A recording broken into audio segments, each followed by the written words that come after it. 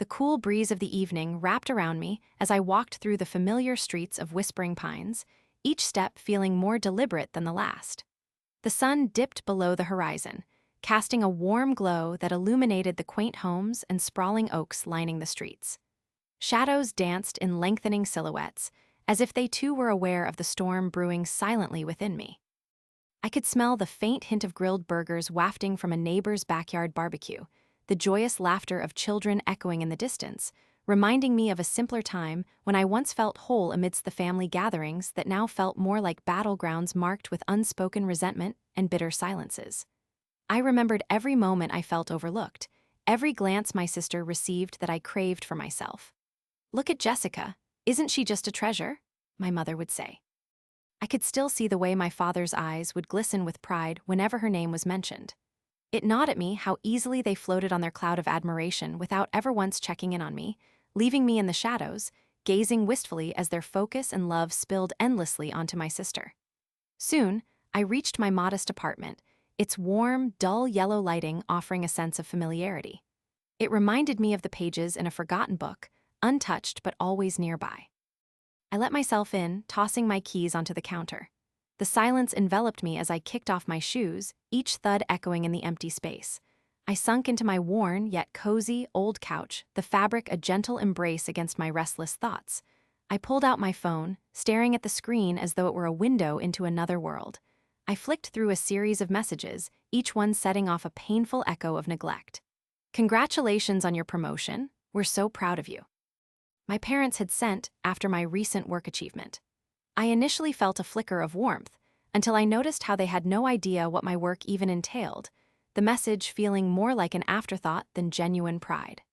My heart sank even further reading the later conversations glorifying Jessica as a supermom, messages celebrating her mundane feats like organizing the kitchen or planning a school bake sale.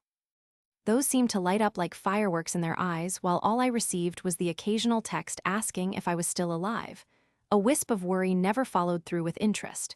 With a deep, shaky breath, I turned my phone off and set it aside, the weight of it too heavy to bear.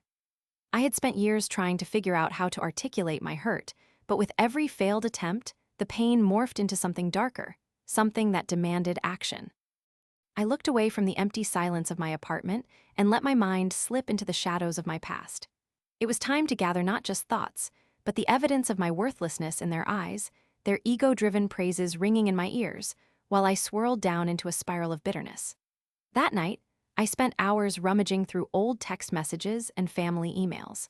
I logged into social media, shuffling through posts that made my skin crawl with jealousy and heartache.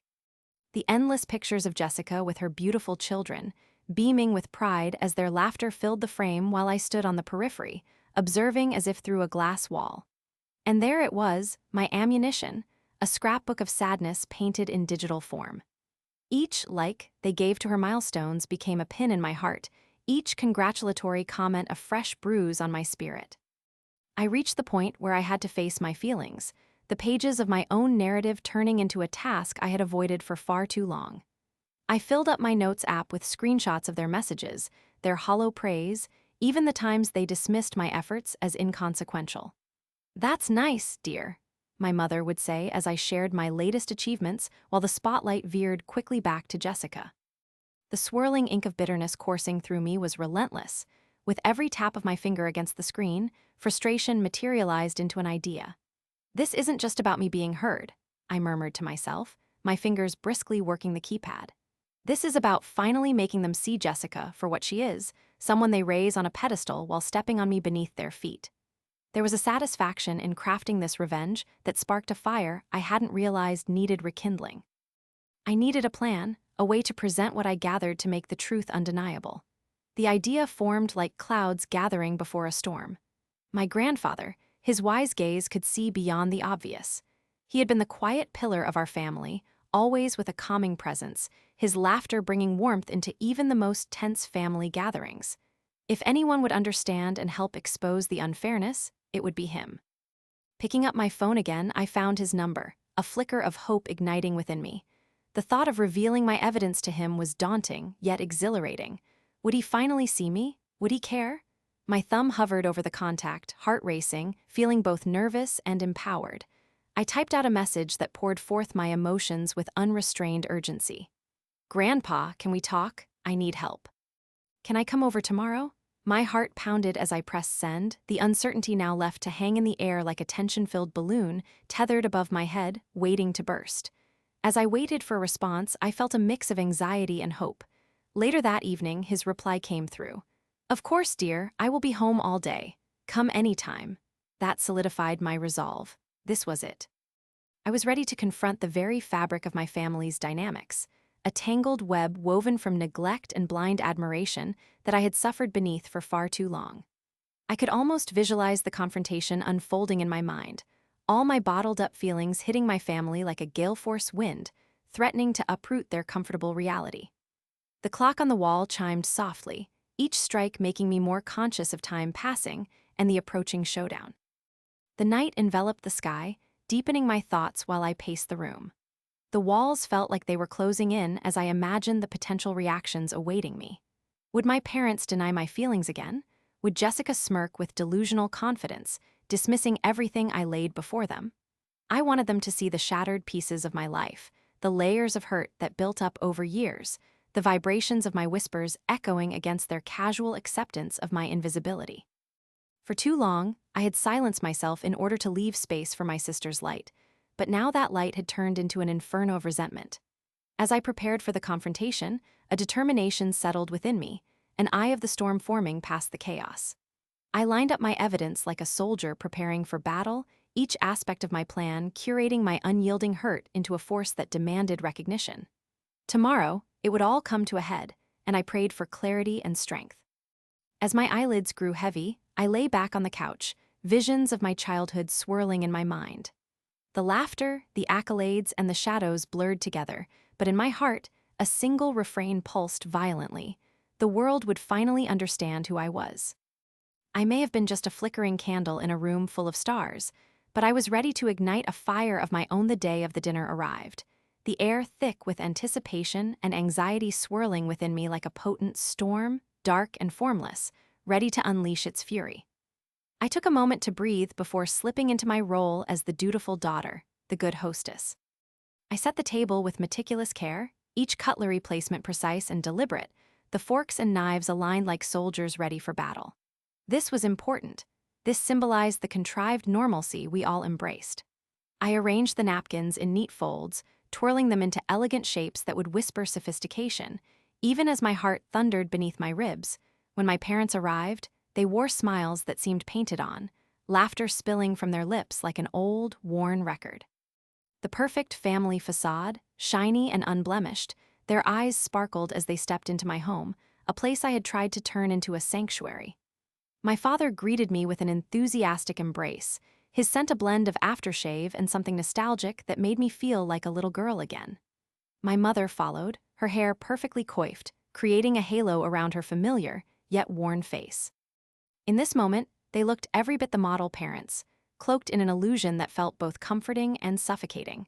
And then there was my grandfather, the wild card, whose presence offered me a sliver of solace amidst the brewing chaos. His age-worn face was a map of kindness and wisdom, and as he entered, the atmosphere shifted slightly. He brought with him a sense of grounding, a quiet strength that made me feel less alone in the turbulent sea of emotions building within me. As we chatted, laughter echoed through the room, our conversations swirling like the steam rising from the pot on the stove. They talked about mundane things, my father's recent golf game and my mother's new recipe, while I felt the clock ticking, each second slowing to a crawl. I could feel the moment nearing, that inevitable moment where I would unveil what had been hidden for far too long, like a sudden storm breaking through an oppressive heat. I turned to my grandfather, a plan in my mind like a fragile butterfly, ready to spread its wings. "Grandpa, would you like to see some memories?" I asked, my voice steady yet tinged with the nervous energy that crackled through me like electricity. He nodded, his eyes lighting up, curiosity breaking through the haze and revealing a twinkle that encouraged me. That was the trigger. I flipped through the pages of my scrapbook, the worn cover soft from years of handling, the pages bursting with colorful pictures, old birthday cards, and moments of laughter frozen in time. My heart pounded as I strategically placed my notes in between, little fragments of paper holding words heavy with meaning, each one a piece of the puzzle I had been assembling in secret.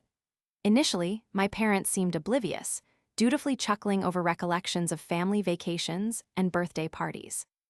The air was thick with nostalgia, like the smell of freshly baked cookies wafting through the house. "Oh, I still remember the time Jessica got a trophy from school for being the best dancer," I said, trying to sound upbeat, but inside I felt the shift. And I remember suddenly being placed on the sidelines, cheering all the accomplishments but receiving none of that recognition myself. I noticed my mother's laughter falter, uncertainty wrapping around her words like a heavy blanket she could not shake off. I pressed on, feeling an invisible force propelling me, flipping to a page where I had detailed their favoritism, the handwritten notes screaming out my pain. "See this, Grandpa?" Messages where Mom and Dad praised Jess for any small accomplishment while ignoring mine. I saved them all. My voice trembled ever so slightly, laden with emotion, but I wouldn't let it break the surface. The mood shifted instantly, the warmth dissipating like the steam from a fading cup of tea as realization struck my parents. My grandfather leaned in, his expression shifting from warmth to bewilderment, disbelief flickering behind his eyes as if he were watching a play unfold. I seized the moment, feeling an urge that eclipsed all else. "Look at what they have done, Grandpa. Look at how I have been cast aside. They never see me." I could almost hear the silence that followed, palpable yet suffocating, and the tension in the air felt like a physical weight. "Why would you let this happen to your own daughter?" My grandfather's voice cut through the silence, low and firm like rolling thunder before a storm. In that moment, it felt as if I had ignited a wildfire, unearthing years of buried resentments and unspoken words. I watched as their impassive walls began to crumble, brick by brick, a devastating beauty to the collapse. My father stuttered, his words tumbling out in a disjointed rush like a broken record struggling to find its groove. "Mia, that's not," he faltered, eyes darting, searching for stable ground, for something, anything to cover the wounds I had exposed. My mother's face, once a mask of practiced joy, fell as shame seeped into the corners of her eyes, her expression reminding me of a child caught in a lie.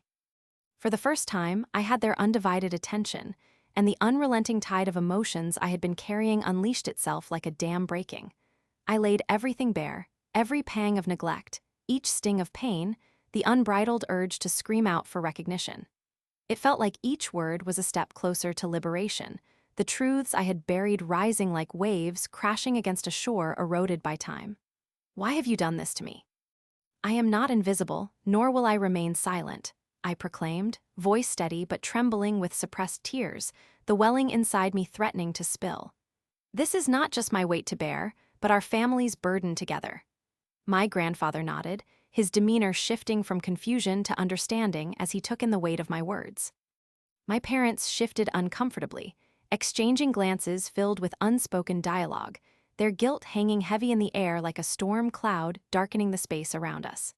My heart raced, the realization of having summoned the courage to confront them surging through me like wildfire. I was trembling on the precipice of something monumental, the cacophony of emotions roaring in my chest. "You have a beautiful heart, Mia," my grandfather said softly, his voice laced with an understanding that transcended time. The sincerity wrapped around me like a warm quilt, offering me protection from the truth I had unveiled. "Your feelings matter, your voice matters." I took a shaky breath, feeling the tumult within me calm just for a moment, as if the thunder had retreated. But I couldn't stop now, the dam had broken, and there was no turning back. "You were always too busy to notice, Mom," I blurted out, emotions spilling over like the contents of an overturned cup. Too wrapped up in Jessica's achievements to see me standing right here, longing for even a sliver of acknowledgement. I never meant to," my mother stammered, her voice shaking, her facade cracking as she faced me at last. "It was never intentional." Her words trailed off, and I could see the horror dawning at the realization of the pain she had unwittingly caused. "Never intentional?" I echoed, incredulity creeping into my voice. "But it happened nonetheless. You praised her for every minuscule victory, while I was the one clutching at shadows, desperately trying to be someone you would recognize." I gestured towards the remnants of a broken family portrait hanging crookedly on the wall, a symbol of the disconnect that had festered in silence for far too long. "Each scrapbook page shows what matters to you," I continued, the truth pouring forth like molten lava, relentless and unrelenting. "Each memory I created was for you, but you were never listening." The hurt twisted in my stomach, raw and aching, struggling to find the right words even as I strove to be heard. I do not need your approval, but I deserve to be seen. My father lowered his head, his fingers groaning under the weight of guilt as he fidgeted with his tie. Mia, I'm sorry, I truly am. Their usual confidence had morphed into something unrecognizable, a shadow of the people I had spent years trying to please. But I could only focus on my mother's expression, the way her betrayal had slipped from her lips like a poisoned flower. You told me I was special, I said softly, my voice punctuating the tense silence. But only in comparison to Jessica, who was somehow more deserving of everything. The shadows clung to her features, and I feared that I would see the flicker of shame etched in the lines of my once-beloved mother. The tension clung to the air like the remnants of burnt toast, choking the words before they could escape. But as I looked at my grandfather, his stoic yet supportive gaze encouraged me to push further. I wasn't finished yet. It's not just about me anymore, I emphasized.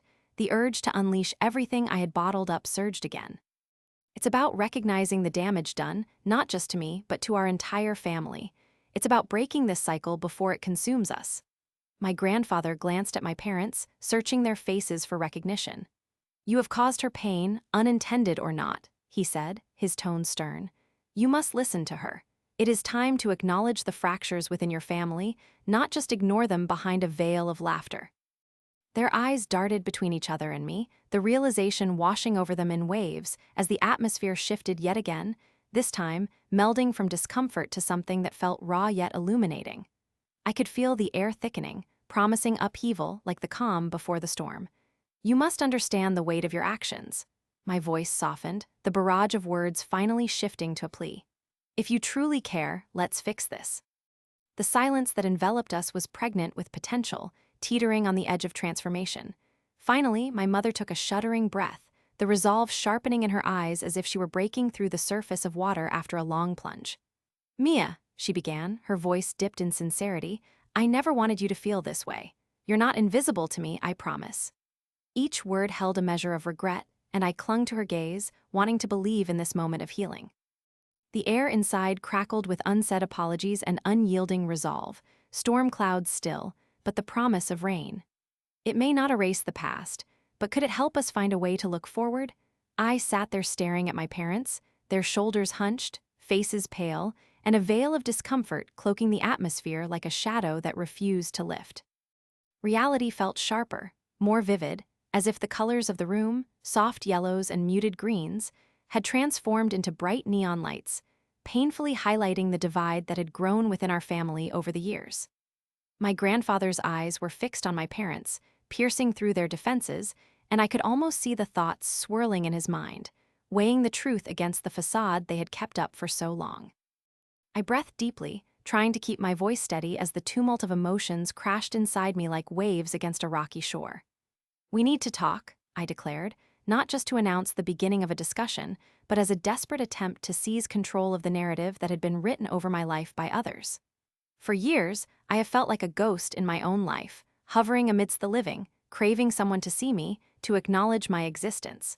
This can no longer be brushed aside. My voice cracked, betraying the surfaces I had built up, yet I pressed on, fueled by a mixture of anger and resolve. The silence that followed clung to the air, heavy and uncomfortable. It was as if we were all trapped in this awkward bubble, bound by the shared weight of my words and the truth I was about to bring forth, a truth they all needed to accept. I watched as my mother's gaze dropped, the proud tilt of her chin faltering under the gravity of guilt that creased her brow. Her striking features, once so vibrant and unyielding, now reflected the rawness of remorse. We did not realize, she finally murmured, her voice barely above a whisper, like fragile glass. We thought we were doing the right thing, supporting Jessica, but we see now that we hurt you in the process. I felt the tension shift, felt the warmth of understanding ripple across the room like the gentle flutter of autumn leaves. It was a bittersweet moment, seeing their denial fall away, revealing the vulnerability underneath. It was what I had craved, what I had needed from them for so long, a realization, a recognition of my own pain. But it needs to change, I pressed on, determination fueling my words as they burst forth like water breaking through a dam. It cannot go on like this. You have the power to redefine our family dynamics, but I will not let our past dictate my future. As I spoke, emotions swirled within me, fear, hope, pain, but above all, a fierce determination to remind them of my existence, of the love and attention I had long been denied. The scent of brewing coffee filled the room, something aromatic yet bitter, just like the emotions weighing heavily upon the family gathering, and I realized I needed to channel that energy into a constructive path forward. You must grasp the consequences of your actions and understand that favoritism breeds bitterness, resentment, and even hate. I continued, every word carefully chosen, hoping they would not just hear me but truly listen. The air thickened with tension, a taut string waiting to be plucked. My father shifted uncomfortably in his seat, his eyes searching the table as if it held the answers he desperately sought. Finally, he spoke, his voice trembling slightly, like a wounded animal revealing its exposed flank. I always thought giving Jessica the attention she needed was best for her. I never meant to push you away, Mia. I was blind to your needs. I'm sorry. Hearing those words was like a breath of fresh air after years of suffocating silence. My heart raced, not out of anger or frustration, but a rush of warmth sparked by the powerful magic of acknowledgement. With a lump forming in my throat, I could scarcely contain the feelings threatening to spill into tears, needing to hold on to the moment longer, but also craving resolution. I need to hear these promises are real. I want to believe that things can change, I replied, my voice wavering yet infused with a deep yearning for the validation I had sought for so long. In a way, it felt like reopening a long-forgotten secret box full of emotions I had buried deep inside, letting them flow freely. As I gazed into my grandfather's eyes, I found a well of strength and reassurance. His usual stoic demeanor softened, and I could see the glimmer of pride in his eyes, a recognition that I was growing into the woman he always knew I could be. The silence was still palpable, but with it came a newfound connection, as if the lines drawn between us were beginning to blur, weaving together our shared narrative. It was a bridge back to my family, one I had thought might never be built, and yet here we were, on the cusp of something new. My parents. Voices trembled as they drew the courage from their remorse, weaving together their apologies with a thread of sincerity. They began painting a picture of the future they could build, one where attention was shared, where love and recognition were not finite resources, but a boundless wellspring that could nourish us all. I promise I will pay attention to you more, Mia, my mother declared, and I could hear a tremor of hope in her words, so different from the dismissive tone I had grown accustomed to. It felt like the first ray of sunlight breaking through a stormy sky, and I desperately clung to it, sealing the moment in my mind, wanting to remember this shift, this acknowledgement of my worth. Even my father, who had spent years as a well-intentioned architect of my pain, seemed to wither under the weight of his realizations. I think I finally understand what you have felt all this time, he said, and as much as I wanted to believe him, I needed to ensure this change was not surface level. It will take time, Dad. Words are just words unless they are backed by actions, I cautioned gently, sensing the vulnerability in his admission. It is not enough to feel regret. We need to actively change how we communicate, how we behave. This requires commitment from all of us. And then, we began piecing together the framework of rebuilding our family dynamically, cautiously discussing how to mend the frayed threads that had been torn apart by neglect and misunderstanding. As we established the boundaries we would need, defining ways to ensure everyone felt valued and respected, an unfamiliar sense of calm began to wrap around us, warm and golden. Despite the heavy topic, the room started to feel lighter, filled with the sounds of tentative laughter and the promise of a new chapter, one where I was no longer invisible. It was not going to be easy, I knew that. This process of healing meant revisiting old wounds, reliving certain painful memories, and forging through uncomfortable realizations. But as my heart brimmed with a sense of purpose, I thought, realizing this was not just my fight, but one we would all undertake together. This was not merely a negotiation. It was the reclamation of my voice, my place in this family, something I would fiercely protect. Suddenly, my mother's hand found mine, warm and comforting, as if she were silently promising to walk this path alongside me. From now on, we will make a point to include you, to listen to you, she said with renewed conviction, squeezing my hand tightly. I want you to feel seen, and I am ready to show you that. The sincerity in her gaze made my heart swell even more, urging me to trust in this moment of change. Tears pooled in my eyes, yet this time they were not born of despair, but of hope glimmering like sunlight on water. I took a deep breath and faced them all, the entire fabric of our family stitched together by this moment of vulnerability. Even amidst our shared grief, there was something beautifully transformative happening, a collective awakening that sparked a flicker of faith, illuminating a path towards healing. With each exchange and promise, I felt lighter, the weight of the past beginning to lift as my family redefined its narrative together. The dynamics of our lives, once shackled by resentment, were slowly reshaping into something that promised nourishment, growth, and renewed connections. Sitting there, in this chaotic and imperfect family gathering, I found strength in the shared vulnerability, recognizing that healing takes time, patience, and commitment from everyone involved. The shadows that lingered might still dance around our family, but laying that foundation felt like breaking through a thick fog, revealing a brightness on the horizon. Yes, I was ready to navigate through the blurred lines of our past, carrying forward the lessons learned, but I would no longer allow my past to cast a shadow on my future. I was stepping into the light, reclaiming my story, no longer the invisible girl but the rightful author of my own narrative. In the weeks that followed, the atmosphere in our home transformed. I could feel the shift within my family as we worked to rebuild a bond tarnished by years of unspoken hurt. It was not easy. It required persistence, understanding, and above all, a willingness to change. The walls that had once felt suffocating were now painted with the warm hues of acceptance and growth. Dinners that were once silent affairs became lively gatherings filled with laughter. My parents made an earnest effort to engage with me on different levels, taking the time to ask me about my day and genuinely listening when I spoke. I could see the tentative smiles on their faces during our conversations, their eyes brighter, reflecting their hope for a better tomorrow. One evening, as the aroma of roasted chicken wafted through the air, Jessica came over with her kids, and as they played in the living room, I could feel a whisper of unease lurking beneath the surface. Old resentment sometimes clung to me like a shadow.